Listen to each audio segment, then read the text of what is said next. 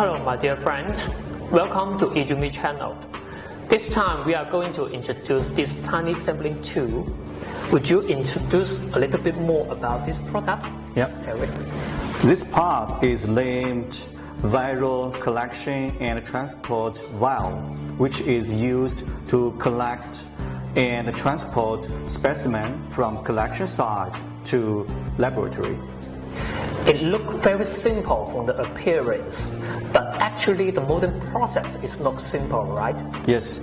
So first of all, look at the part.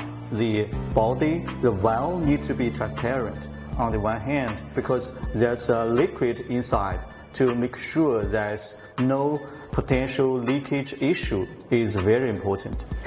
So it is kind of storage for the liquid. There should be no leakage between the body and the cap.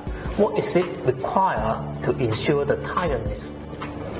Yeah, so to ensure no potential leakage issue, the thread was designed on the part. Specifically to this valve, the wall thickness need to be even. The tolerance is plus minus 0.1 millimeter. There should be great demand as we are having mass nucleic acid testing from time to time. So considering the productivity, what type of injection molding machine should we recommend? What is your idea?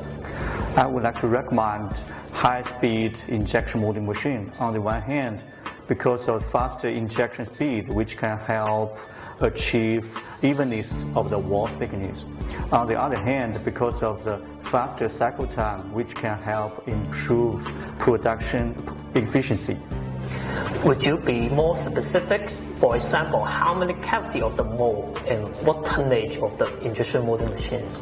Yes, for example, with the Yizumi PAC 350 machine with 48 cavities mold, the output can be 400,000 pieces per day. Okay, thank you, Eric. Let's call it a date. For more information, please follow our Yizumi official website and social media. See you next time.